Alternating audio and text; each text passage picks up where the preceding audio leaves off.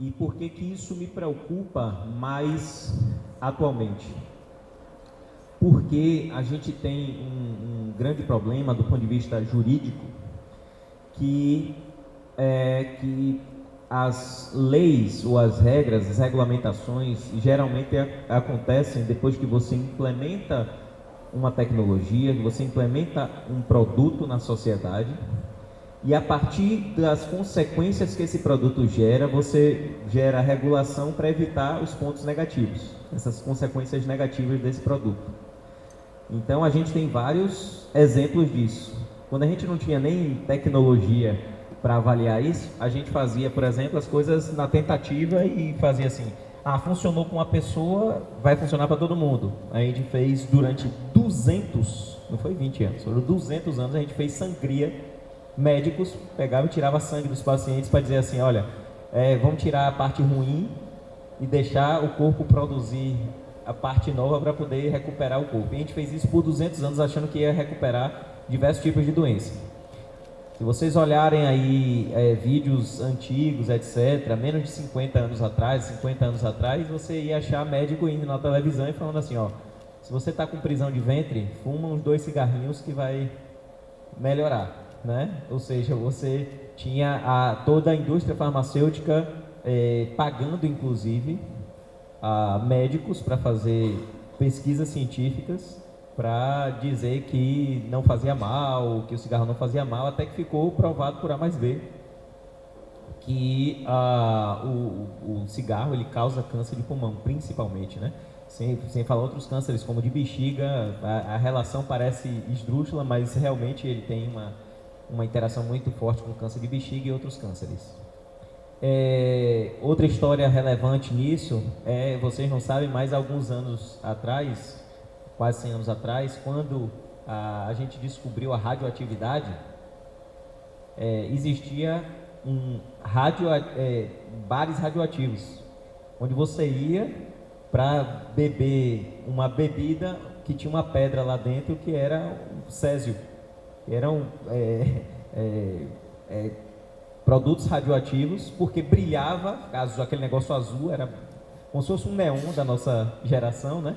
Aquele negócio bonito ali, brilhando, etc. E as coisas foram, a gente desenvolveu a tecnologia, jogou lá, não sabia qual era a repercussão, esperou acontecer para depois voltar. Só que agora a gente vive num outro contexto. E esse contexto é um contexto em que a gente tem uma aceleração cada vez mais rápida do desenvolvimento tecnológico. E o impacto que esse desenvolvimento tecnológico pode ter, a consequência dele pode ser irreversível. Então, uma coisa é você colocar ali em alguns pontos, tem pessoas que interagiram com compostos radioativos, e aí você viu a consequência disso e regulou. Outra coisa é, por exemplo, quem é que está sem celular aqui? Sem celular, levanta a mão. Ninguém. Então, a gente colocou uma tecnologia e ela se espalha feito rastilho de pólvora. Ela se espalha para todo mundo. A tecnologia mais rapidamente adotada atualmente é a inteligência artificial. E a gente nem sabe quais são as consequências disso ainda. Eu tenho como falar isso do ponto de vista neurocientífico, algumas coisas, mas esse não é o ponto aqui. O que eu quero dizer é que a gente está chegando num ponto em que a gente está aplicando a tecnologia na sociedade e ela pode modificar permanentemente a sociedade, que a gente chega num ponto que a gente nem volta. A gente está num desafio em que, peraí, eu sou secretário de Desenvolvimento Tecnológico e Inovação, eu tenho como dever impulsionar a inovação como medida de soberania nacional, certo? Porém, eu preciso atentar para aquilo que o Fábio Nudge falou aqui na mesa passada, que é a questão ética e moral disso. Ou seja, quais são as consequências que eu implantar essa tecnologia tem? Como é que eu regulo isso? Como é que eu evito as consequências negativas dessas tecnologias novas que estão sendo implantadas sem desacelerar a inovação? Esse é um grande problema, né? A gente tem, por exemplo, aí eu vou trazer para as neurotecnologias, que é o foco daqui, a gente tem, desde o Brain Initiative, que aí o próprio Babak participou disso, desde o Brain Initiative, a gente tem um grupo de cientistas trabalhando nisso e percebendo quais são as potenciais consequências da implantação dessas tecnologias. E uma delas as neurotecnologias, né, porque é o Brain Initiative, a iniciativa do cérebro, que é para desenvolver novas neurotecnologias. E eles criaram uma fundação chamada Fundação dos Neurodireitos. E eu vou ler para vocês aqui bem rápido, e esse vai ser o ponto da nossa discussão, tá? Então, os neurodireitos são 5 neurodireitos que a gente tem, tá? E esses neurodireitos são: acesso equitativo, ou seja, a melhoria das capacidades cerebrais, advinda das neurotecnologias, deve estar disponível para todas as pessoas. Identidade pessoal. Sob nenhuma circunstância, a neurotecnologia pode alterar o sentido do eu das pessoas. Terceiro, livre-arbítrio. As pessoas serão capazes de tomar decisões livremente, ou seja, sem manipulação neurotecnológica. Quarto, privacidade mental. Os dados sobre a atividade cerebral das pessoas não podem ser usados sem o consentimento das mesmas. E quinto e último, proteção contra os vieses. Os indivíduos não podem ser discriminados a partir de dados obtidos através da neurotecnologia. Ou seja, se você identificar que uma pessoa tem uma capacidade cognitiva menor em determinada questão, você vai discriminar essa pessoa? Enfim, esses são os 5 neurodireitos, né? Então, esse apanhado inicial é só para dizer assim, a regulação urge, só que a gente não sabe que regulação fazer. Ao mesmo tempo, a gente tem que impulsionar o desenvolvimento tecnológico. Estamos se correr o bicho pega, se ficar o bicho come. Então, minha questão gostaria de ouvir vocês sobre esse complexo dilema que a gente tem atualmente, e para que eu possa pensar, inclusive, e discutir com outros entes regulatórios e instituições do governo, como é que a gente pode avançar nesse aspecto. Duda, quer falar primeiro? Começa? Tá. Esse tema é um tema bem pertinente e eu acho que tem algumas coisas que a gente precisa avaliar. Acho que primeiramente o ambiente que a gente está inserido, tá? O Brasil ele é um ambiente um tanto complexo quando se está desenvolvendo tecnologias com um fim científico mais profundo, como é o caso das neurotecnologias. Já é uma área que tem pouco apoio e por muitas vezes, quando isso é regulado, acaba freando um pouco o caminho da inovação. Então, que a gente consiga colocar realmente essas tecnologias a mercado. Então, isso meio que pode ser um risco. Para a gente mitigar isso, a gente precisa entender profundamente como cada tecnologia dessa funciona, quais são os riscos eminentes dela e também os benefícios, para que a gente consiga regular cada uma com um olhar específico. Porque não adianta, por exemplo, a gente vai falar de regular AI e a gente não diferencia as pessoas que estão aplicando AI dos desenvolvedores de AI, sabe? Isso é uma diferença bem grande. Então, também para as neurotecnologias, isso vai precisar ser avaliado. Então, cada uma delas vai ter que ser avaliada de uma forma única e específica e com um olhar empático para a gente entender quais são os riscos, os benefícios e como fazer essa regulação. 2, tem que ter órgãos específicos para isso, né? Então, a gente vai ter que ter um órgão que ele tenha a habilidade para poder avaliar esse tipo de tecnologia e o impacto dela. Porque senão, a gente acaba criando um ambiente caótico. Você manda para o órgão regulador, o órgão regulador não sabe classificar seu risco, não sabe qual é o tipo de equipamento você se encaixa, não dá tempo de criar uma categoria, porque categorias demoram para ser criadas em órgãos reguladores, e acontece que aquela tecnologia fica travada dentro do órgão regulador, não sai para o comércio, não sai para o mercado, a empresa cada vez mais gasta em prol disso, rios e rios de dinheiro indo em tentativas e erro, ao ponto de que você pode estar matando o mercado, você está matando uma oportunidade de mercado, uma tecnologia que poderia ser proveitosa no mercado.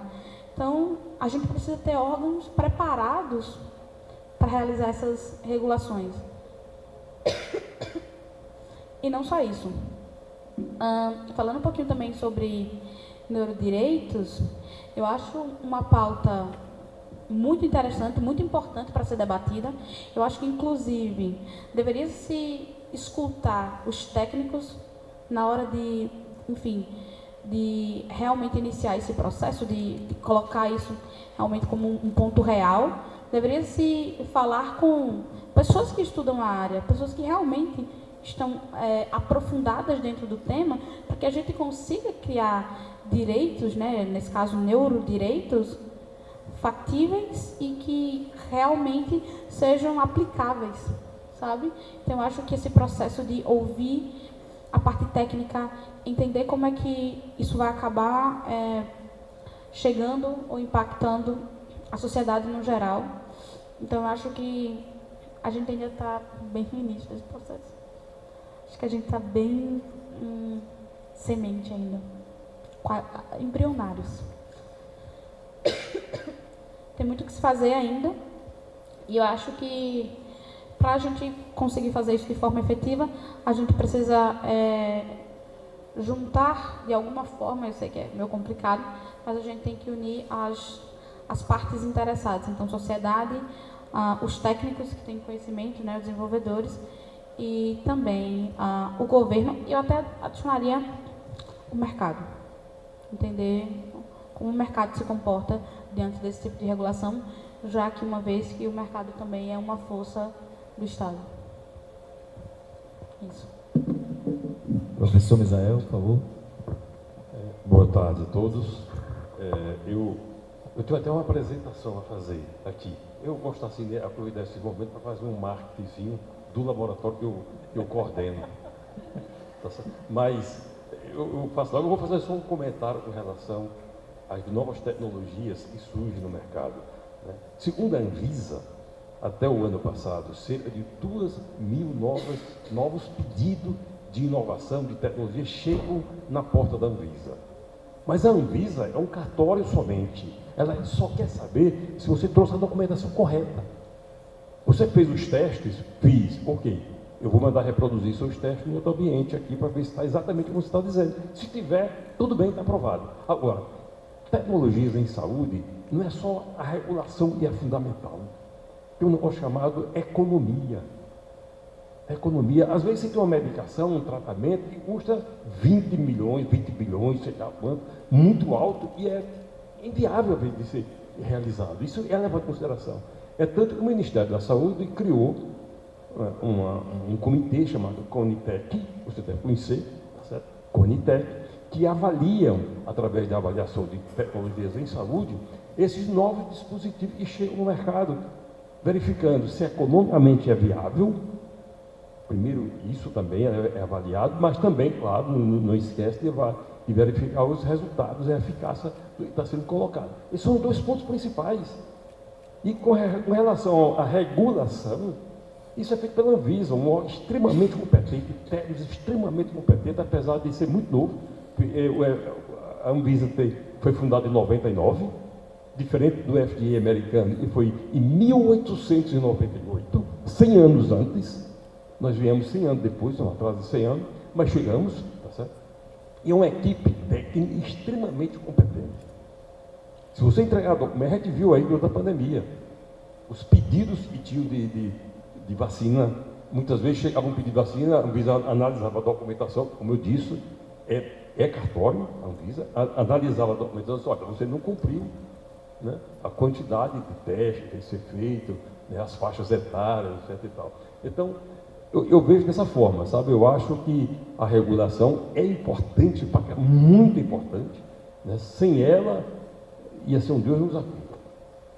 Com certeza, porque a gente já viu medicação aqui, e o cara tomava uma pílula e ficava bom do câncer. E bypassaram a Anvisa e aprovaram no Congresso. No resultado foi verificado, depois de vários exames, verificado que a medicação não servia para nada. Está lembrado, né? A pílula do câncer, né? Hein? Fosfetanolamina. Exatamente. Bom, eu gostaria de fazer meu comercial. Se me dá licença, Consegue botar lá? Eu coordeno um laboratório na Universidade Estadual da Paraíba, que é um laboratório de desenvolvimentos de dispositivos médicos. Nós estamos há 18 anos trabalhando nisso. Nós somos uma entidade ligada diretamente à reitoria da Universidade Estadual da Paraíba, né? E uma coisa você não sabe, talvez você não saiba. Muitas leitos de UTI na pandemia só foram conseguidos montar graças ao trabalho que nós fazemos. Nós temos hoje cerca de 130 colaboradores dentro do laboratório. 130 e o laboratório através de projetos. Todos os nossos projetos na área da saúde, todos que nós desenvolvemos lá, têm uma relação com o setor produtivo. E nós queremos não somente gerar a tecnologia, mas eu quero gerar emprego. Eu quero gerar nota fiscal, imposto, para que a coisa circule. Não é à toa que foi criado, né, o complexo econômico industrial da saúde no Brasil, no governo recente. Isso vem de outros governos, mas ficou morto durante um período e voltou novamente. É o chamado SEIS, né, que é talvez um dos maiores programas que foi criado em um governo na área da saúde, né? Talvez o maior impacto da saúde, né? Está ligado diretamente à Casa Civil e não ao Ministério da Saúde. Conseguiu aí?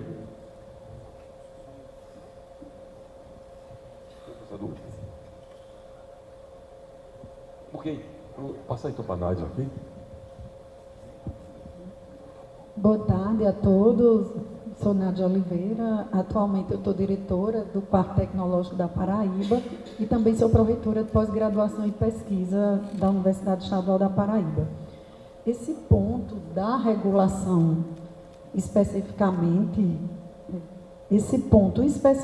da regulação, Daniel, eu acho que é muito importante a gente discorrer sobre ele, mas eu confesso que eu fico muito feliz também como o Brasil ele vinha avançando.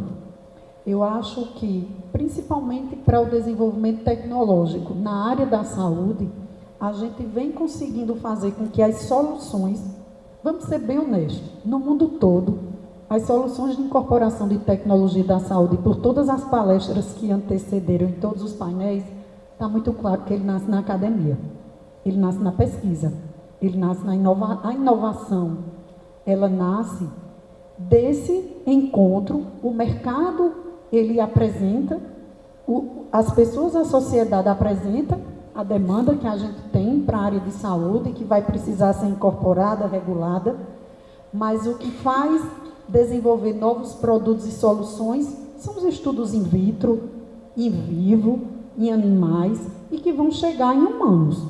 Seja ele do ponto de vista do desenvolvimento de um software de IA, para ser utilizado para pacientes com diagnóstico precoce para um Alzheimer, seja para uma vacina, seja para a área de neurologia. Então, o que eu acho que a gente tem um desafio, mas que, inclusive, o Brasil ele está avançando nisso. Eu acabei de participar recentemente da construção das diretrizes de Deep Tech pela FINEP, em que essa regulação, essa estrutura, as Deep Techs, elas reclamam muito, né? A gente participou junto lá do painel e que elas reclamam muito que muitas vezes as regras de produção e de regulação, elas não estão postas.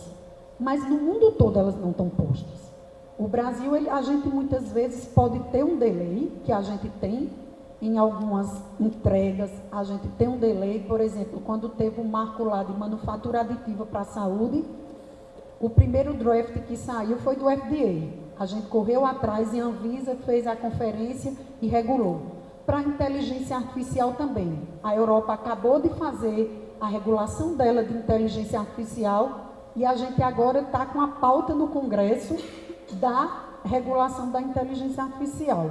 Mas eu acho que a gente tem avançado muito e não tem sido impeditivo em muitos casos, porque a gente tem conseguido autorização em nível de pesquisa, de protótipo e para algumas aplicações sem ter a necessidade da autorização definitiva da Anvisa.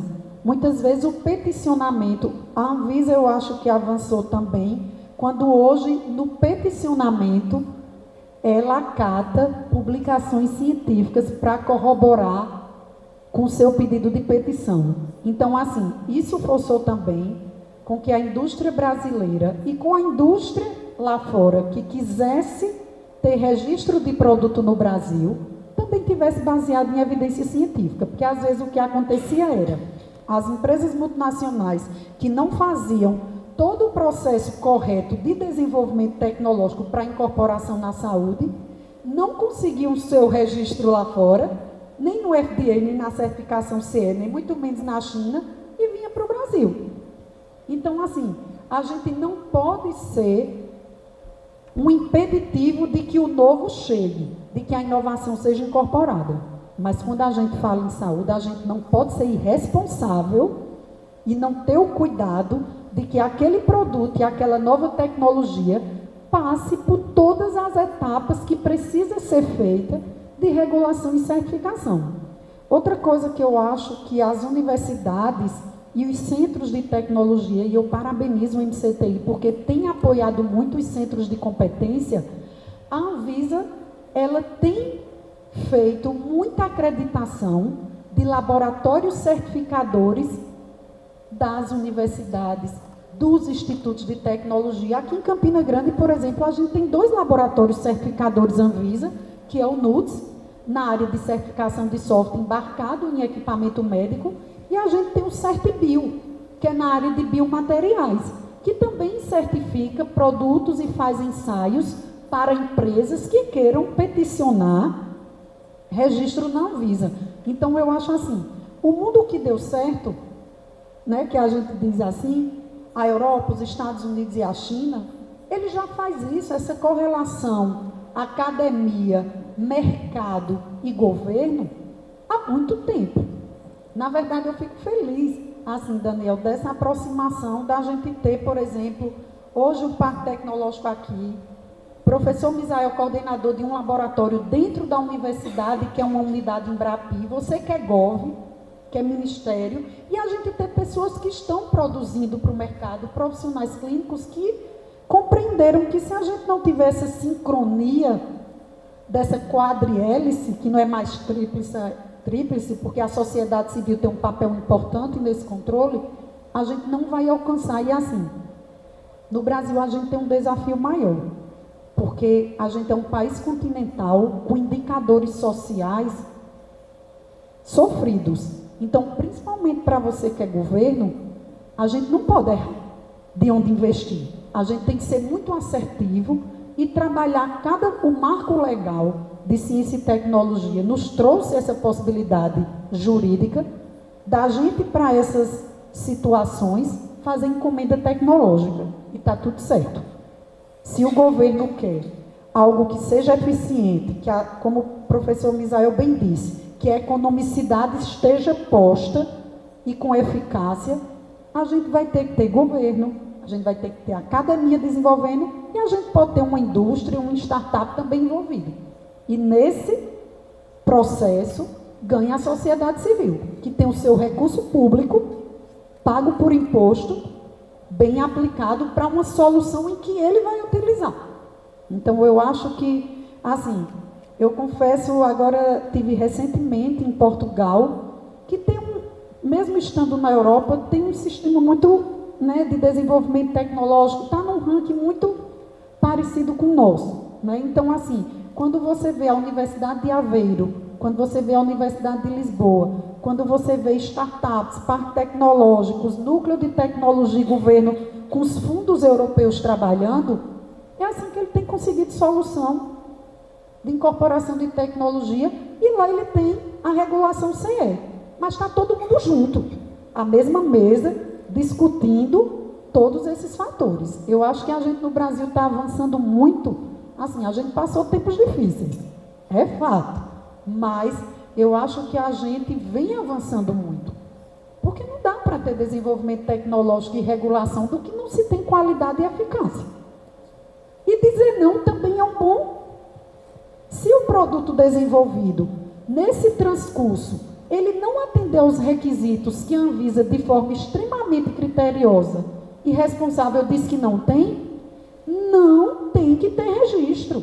E a gente tem que entender isso como uma proteção do Estado e não como um lado ruim. Porque a nossa agência reguladora, eu digo que é um dos órgãos federais, de verdade, que internacionalmente é muito respeitado. A gente vai para fóruns internacionais de regulatório e a Anvisa tem assento, assim como tem o FDA, assim como tem a certificação CE. Então, a gente precisa reconhecer esse trabalho sério. Isso na pandemia ficou muito claro. As vacinas que lá foram aprovadas, a gente não teve nenhum problema de eficácia, nem de danos à população que utilizou. Tá bom? Muito bem, Nádia. Na verdade, Nádia, Misael e Eduarda, eu acho que foi bom vocês levantarem esse ecossistema regulatório que a gente tem do ponto de vista de Anvisa, de infraestrutura das universidades, das unidades de pesquisa, do governo, etc. E essa interação aí da quadrúplice hélice, né, como a gente fala, né, setor produtivo, governo, a organização social, né, e as universidades ou a academia. Então a gente tem esses elementos aí que funcionam, tem funcionado muito bem, ou pelo menos tem melhorado de forma acelerada na sua capacidade de processar essas informações e acelerar o processo de inovação com segurança, né, que é o que a gente quer, ou seja, a gente tem uma pessoa ou um grupo de pessoas desenvolvendo um equipamento, uma solução tecnológica, etc. E isso tem que passar por vários crivos, digamos assim, para que ele chegue na população e traga o efeito desejado, tá? Isso é importantíssimo e a gente tem melhorado bastante nisso, né? A própria Anvisa, eu acho que o problema da Anvisa não é pessoal, não é qualidade do pessoal, é quantidade do pessoal, né? Ou seja, exato, é uma falta de gente, né?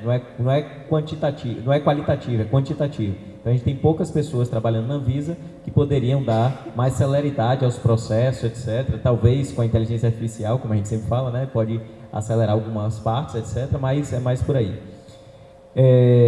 Agora sim, o que eu quero trazer de preocupação aqui não é tanto as tecnologias que a gente vem seguindo de forma meio que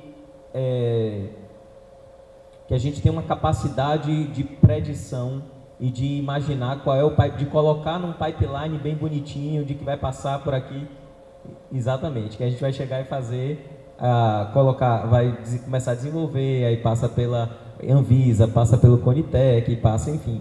Não é esse tipo de tecnologia que eu acho que é o mais crítico para a gente atualmente. Eu acho que o mais crítico para a gente são as disrupções tecnológicas, né? Então, a internet foi uma disrupção tecnológica mais ou menos devagar para o que a gente está vendo hoje. A adoção dos celulares é uma coisa que não é transgeracional, é intrageracional.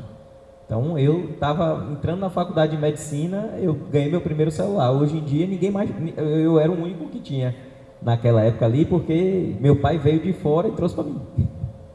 Né? Mas, hoje em dia, não tem ninguém que não tenha celular.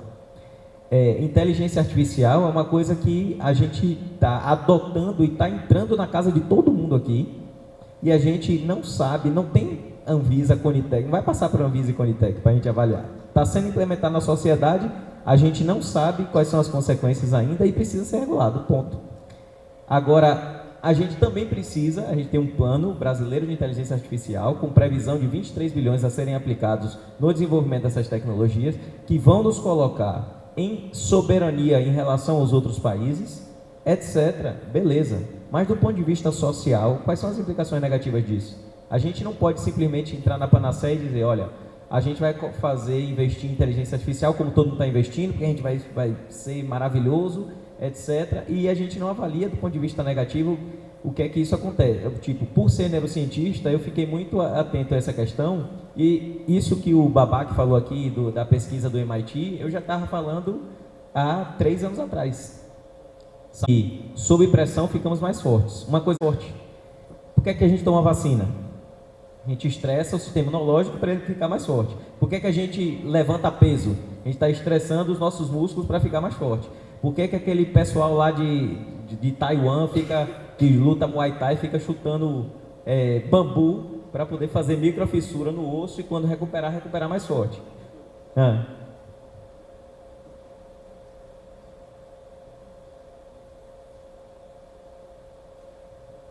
Então, fazer só um adendo ao que Sim. você está comentando, eu achei muito interessante isso. Né? Se você não estimula no experimento, você não consegue saber, não consegue identificar, você tem que estimular. Veja só, imagine que eu tenha isso aqui, esse aqui. Eu boto um gato aqui dentro, fecho, boto um pano preto e pergunto para alguém, me diga que animal tem ali dentro. Se você não cutucar para ele fazer miau, ou fazer au, eu não vou conseguir saber o que é. Sim. Isso é estimular. Né? Você só consegue identificar, só consegue saber das coisas se você estimular. É isso que a gente faz em um laboratório. É um ensaio, chamado ensaio na engenharia. Não sei como é que chama na área da medicina. Na engenharia chama-se ensaio. Né? Eu tive um professor, no fiz doutorado, há mais de 40 anos atrás, no início dos anos 80, né? E tinha uma disciplina chamada identificação. O que ele fez? Um dia chamou a gente, tinha uma caixa de sapato, fechada, 2 fios de saída. Ele disse, alimenta esses 2 fios, meça o que você quiser aqui e me diga o que tem dentro da caixa. Pareceu mil uma coisa. No final, quando ele abriu a caixa, era um pedaço de queijo, com 2 fios.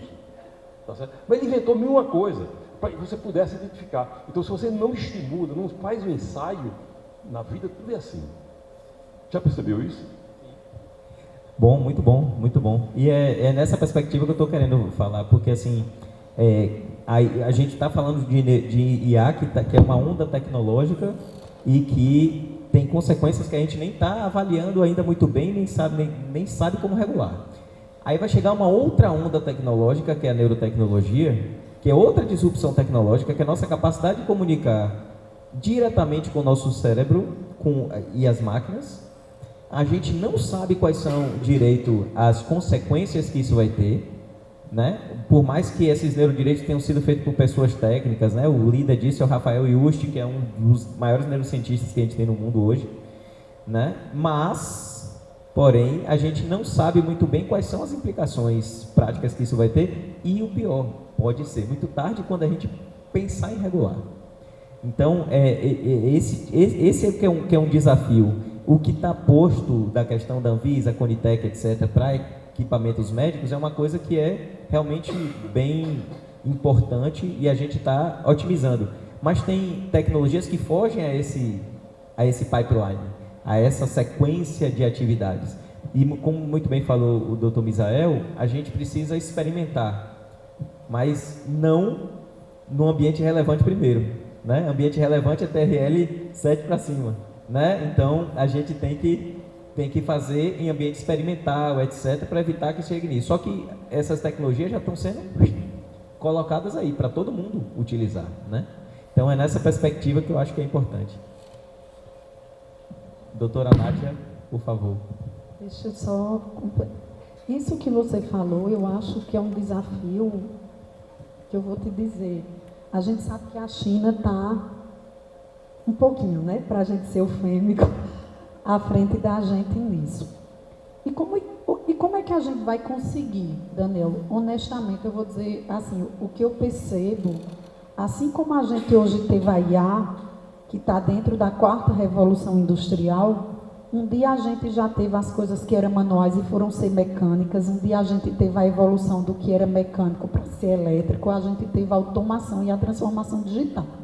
Claro que a velocidade das coisas hoje acontece muito rápido, mas eu acho que o único caminho que a gente vai conseguir se antever, e que eu fiquei assim, bem impactada quando eu vi o Plano Nacional de Investimento em IA, é que a gente vai ter que investir em educação. A gente só vai ter uma sociedade que consegue antever e que consegue acompanhar o que essas tecnologias que vêm no pacote de IA, de Machine Learning, de Deep Learning, de todo o conjunto da obra, quando a gente tiver uma formação de qualidade, em todos os setores. O Brasil vai precisar fazer o que a China fez, ter doutor na indústria. Os doutores da China, a curva hoje de doutor na indústria é muito maior do que doutor na academia. Não é que os doutores saíram da academia para ir para a indústria, não. É que a indústria na China também investiu em doutor. Na Europa, quando a gente vai olhar os investimentos e o plano europeu de IA, quem é que está na frente do plano europeu de IA e quem tem entregue melhor? A Alemanha e os países nórdicos. E o que foi que eles fizeram? Fizeram com que a formação de qualidade em novas tecnologias, ela fosse acompanhando o desenvolvimento das novas tecnologias, para que a sociedade não virasse mera usuária das tecnologias que vão vir, como você bem disse, na nossa casa hoje. Quais são as ferramentas de IA nacionais que eu uso? E vocês usam? Praticamente nenhuma. Então, quando é que o Brasil vai ter a capacidade de desenvolver as suas ferramentas de IA ou, pelo menos, formar as pessoas diferentes? Porque, às vezes, a gente tem uma bomba atômica para matar uma formiga. Às vezes, a gente tem uma solução de IA que tem um potencial enorme e a gente não está usando 1%, por exemplo, do que ela pode entregar. Quando a gente pensa em área de saúde, em 2010, eu estive na Universidade de Deusto, em Bilbao, e eles já tinham algoritmos de IA para diagnóstico preditivo de melanoma, com 98,5% de acurácia antes da biópsia. Então, assim, como é que a gente vai fazer isso? Formando melhor. A gente precisa da educação básica. Eu digo porque eu tenho 2 filhos, um de 18 e um de 10. Eles já nasceram numa sociedade e numa cultura tecnológica, de tecnologia da informação mesmo. Eles já cresceram e formaram o que a gente... Eu nem me sinto tão velha, mas eu não consegui enxergar muito a terceira dimensão no eixo Y. O meu menino com 5 anos jogava Minecraft e ele enxergava profundidade melhor do que eu. Então, hoje, a gente vai ter que formar, e assim, vai ter que formar com responsabilidade sem ser excludente, que é outro desafio. Porque hoje a gente tem excelente qualidade no que a gente produz de tecnologias, mas não é muito acessível. Eu vou dar um exemplo para você, como mulher. A Paraíba hoje tem um aplicativo de Maria da Penha virtual desenvolvido com a UFRJ, em que está aqui no Tribunal de Justiça. E as mulheres que sofrem violência não conseguem fazer a denúncia, que nele já emite a medida protetiva e o boletim eletrônico, porque elas não têm letramento digital. Então, vê que o buraco é mais embaixo. A gente vai ter tecnologias sendo desenvolvidas de ponta, que a gente precisa ser preditivo, como você disse, para correr atrás da incorporação e das consequências de saber o que é bom e o que é ruim. E, ao mesmo tempo, a gente tem uma sociedade que é, em 90%, analfabeta digital. E como é que vai ficar esse percentual da fatia da sociedade? Então, assim, o desafio, eu acho, que do ponto de vista, em todo canto em que as coisas foram avançando e conseguiram ser preditivas, a inovação é uma responsabilidade de Estado, é política pública. As soluções de IA, elas são validadas, analisadas, experimentadas por governo também. Então, isso é que eu acho que é assim, eu fico feliz que você tenha essa preocupação, enquanto secretário do MCTI, que conversem com o MEC, que conversem, muitas vezes eu alinho, viu, Daniel, diga assim, cadê a CAPES? Cadê o CNPq aqui? Cadê a Anvisa discutindo junto com a gente? Cadê o mercado? A CNI não tem um programa, esse programa da inteligência artificial no Brasil, ele precisa conversar com o do MDIC, da neoindustrialização, porque senão a gente vai ter quantos mundos paralelos? Com as universidades, quantas disciplinas eletivas a gente tem hoje em nível de ensino médio e em graduação sobre inteligência artificial e sobre novas tecnologias? E qual é o curso hoje que a tecnologia não tem transversalidade em inteligência artificial? A gente vai esperar os meninos serem formados em ciência da computação, em ciência de dados, em inteligência artificial, para poder saber o que é inteligência artificial. Então, assim, eu chamo para a gente também, enquanto professor, enquanto docente pesquisador, essa responsabilidade. Tá bom?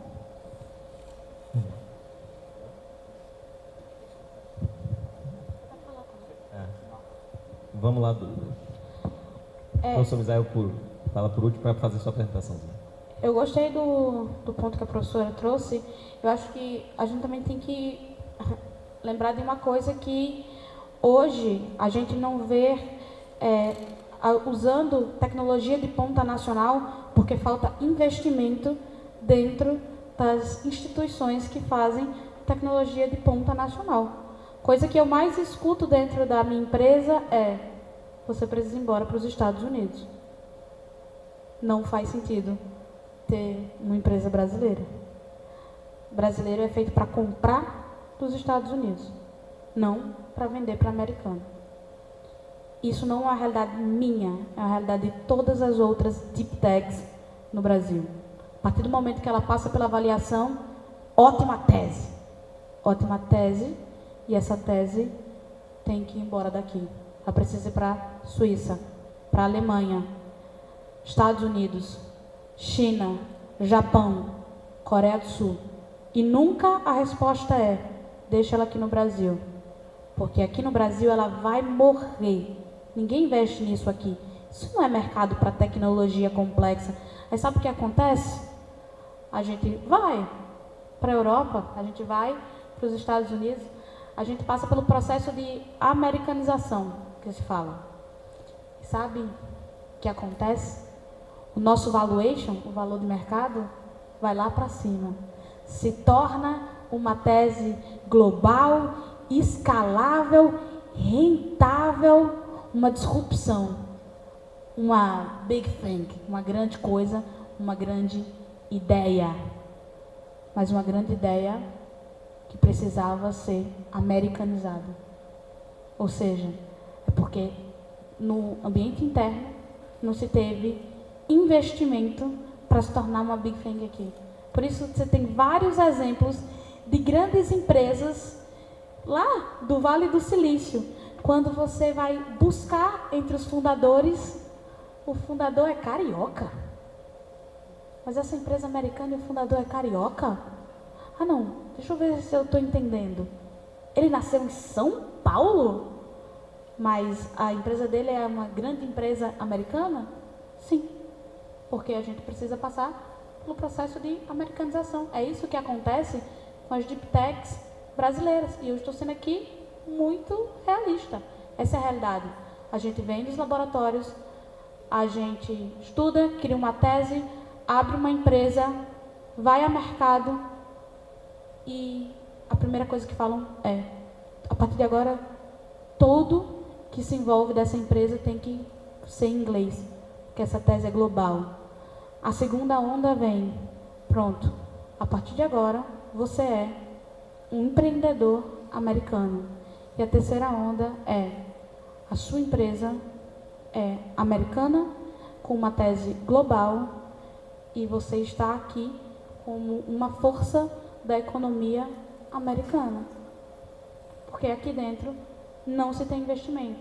E isso é feedback dos investidores. Isso é feedback do mercado. Se você for se tem uma tese americana, vende no Brasil. Até porque vem com selo americano. Mas se você tem uma tese que tem uma bandeira brasileira, eles vão dizer: mas o cara do MIT fez melhor, tá? Só para pontuar. E às vezes nem fez. Você nem pontuou tecnicamente.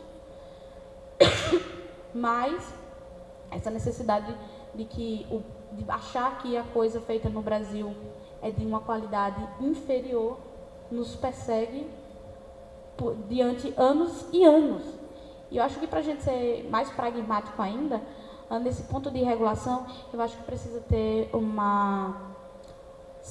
órgão, que pode ser até, enfim, parte da Anvisa, mas tem que ter uma bancada extremamente especializada que consiga entender essa tecnologia que é chamada tecnologia de borda, que é tecnologia disruptiva, que ninguém fez antes, está nascendo agora, para que a gente não deixe que essa tecnologia morra ou que novamente ela vire um sonho americano e se esqueça que um dia ela nasceu dentro de um laboratório brasileiro.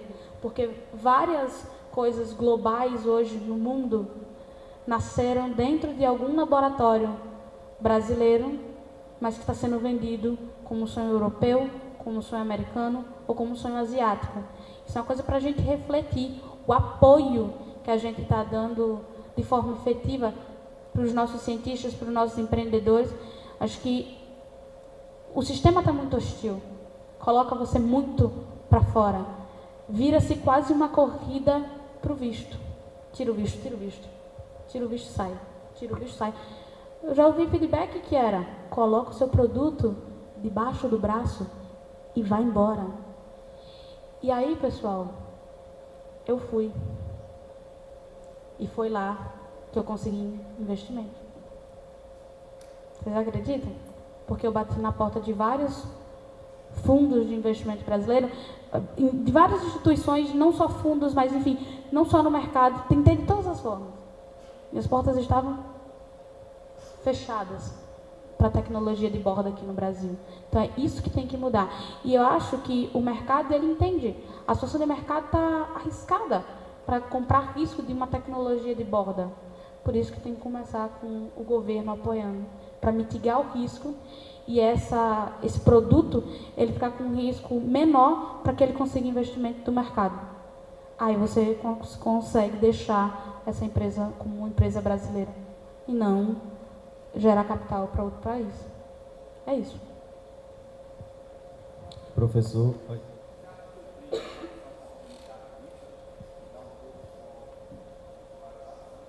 Dos Estados Unidos? Mas eu acho que vai para o outro polo, que é bem grande. China. Eles são enormes. Boa parte das...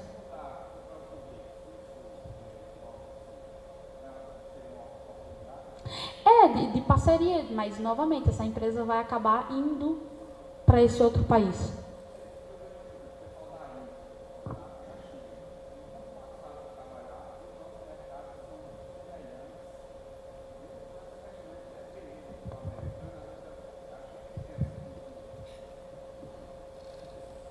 Então, eu acho que aí é que vem a força do BRICS.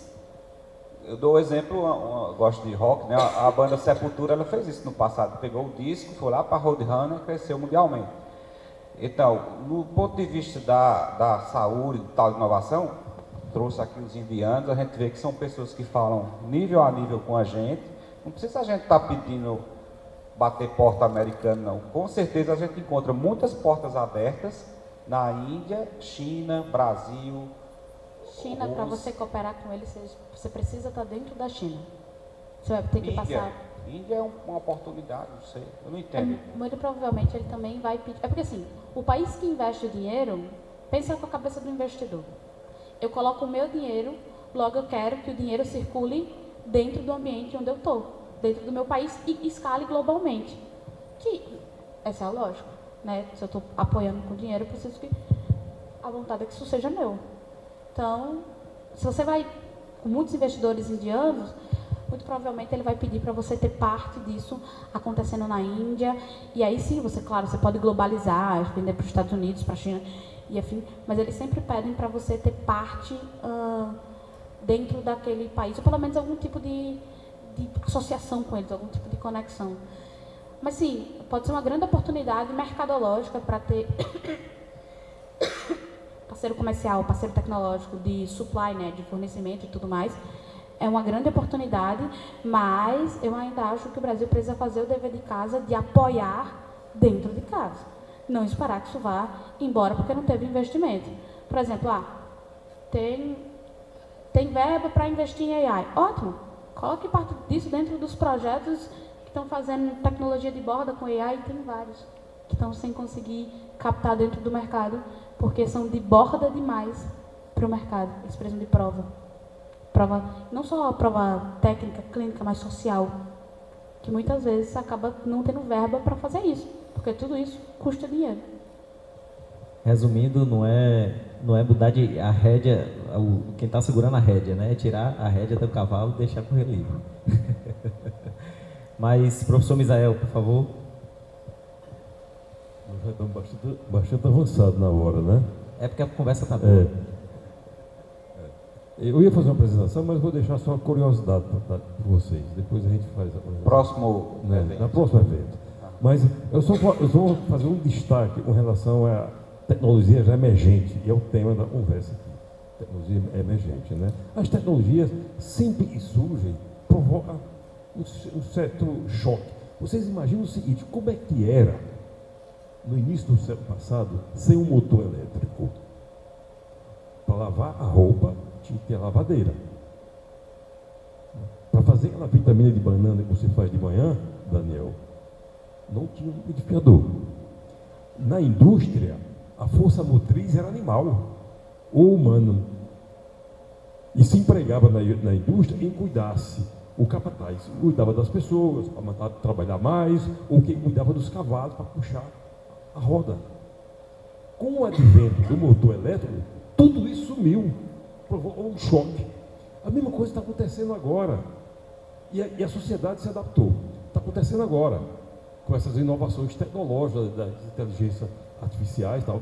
Eu chamaria, com relação à inteligência artificial, eu chamaria a atenção umas coisas. Não confundir o chat GPT, que é um chat só. Não é chato, não. É um chat. Né? Está lá o chat GPT. Assim, uma coisa importante, assim como o ano passado foi o ano da inteligência artificial, 2024 foi marcado pelo surgimento das ferramentas de inteligência artificial. Este ano vai ser marcado, né, com a automação dos fluxos de trabalho, utilizando as inteligências artificiais. Vai ser um ano marcado por isso. Então, chama a atenção uns termos que vão surgir ao longo do tempo, como, por exemplo, engenharia de prompt. São termos, essa tecnologia emergente está surgindo, e é bom prestar atenção. O que significa engenharia de prompt? Né? Outro termo também, agente de IA. Não é inteligente, eu estou falando do agente de IA. Outro termo, automação de workflow. Esses 3 termos que vão se destacar muito esse ano, com esse advento dessa nova tecnologia emergente que surgiu. Eu não vou demorar, não vou conversar mais, senão eu passo a noite. Eu acho que passar a noite e a gente está numa hora muito avançada. Eu quero somente agradecer o convite que recebi. Eu acho que foi um evento sensacional. Devia ter tido mais tempo para a gente poder conversar mais, tá certo? E agradeço aí, tá bom? Muito obrigado. Obrigado, doutor Misael. Eu queria agradecer mais uma vez, né? Acho que é o 1000º agradecimento, né? Muita honra a gente da nossa cidade, né? Poder ter um evento tão rico como esse. Está filmando aí, Arthur? E que seja um marco histórico, né? Para a formação desse nosso centro de neurociências aqui. Então, como eu disse, a gente está formando um cinturão no Nordeste, né? O Cimantec, Rio Grande do Norte e agora Campina Grande, e que surjam outros centros e cada um levar esse desenvolvimento. E o senhor vai ser o nosso padrinho, tá certo? A gente sabe um exemplo de você, o senhor, Misael, vai ser o nosso padrinho, porque eu vou dar um exemplo aqui da cooperação que o senhor fez na época do Covid, né? Então, o Covid foi um exemplo histórico para nós no sentido de cooperação científica. Ou seja, quando está todo mundo morrendo, vamos lá, todo mundo se unir, aí vem as inovações e tudo. Agora que passou o fogo, vamos continuar essa colaboração com o mesmo fervor, no sentido de a gente buscar a solução. Então, vamos colocar Campina Grande agora, né, como um grande, a gente pode usar aqui, viu? Um grande centro de neurociência, né? E a gente pede muito apoio a você, vai continuar agora no cargo técnico lá, né? O professor Misael, que tem mais força e possa elevar isso aí, fazer acontecer, arranjar um lugarzinho para a gente já nesse seu novo prédio, né? E que seja sem barreiras, que entre também a UFCG, todo mundo, todas as instituições, e a gente buscar soluções localmente. O nosso novo prédio, hoje tem um Está prédio... filmando, Arthur? O novo prédio, né, hoje a gente tem um prédio com 1.000 metros quadrados. E a gente está terminando um outro prédio com 5.000 metros quadrados. Nós vamos migrar para lá, tá certo? Só para desenvolvimento de tecnologia focada na saúde. Sim, esse recurso é um recurso de investimento do governo federal. Eu vou visitá-lo. Pode, é um prazer, é um prazer, é um prazer. E olha só, nós aprovamos no PEDIL esse ano, lembra do PEDIL, né? É o Programa de Desenvolvimento e Inovação Local do Ministério da Saúde, né? Eles soltaram o edital no início do ano, nós submetemos simplesmente 14 projetos no ano passado, e mais apresentou o projeto do PEDIL desse ano, né? Dos 14 projetos, aprovamos até agora 7, falta aprovar, e mais aprovamos projeto, né?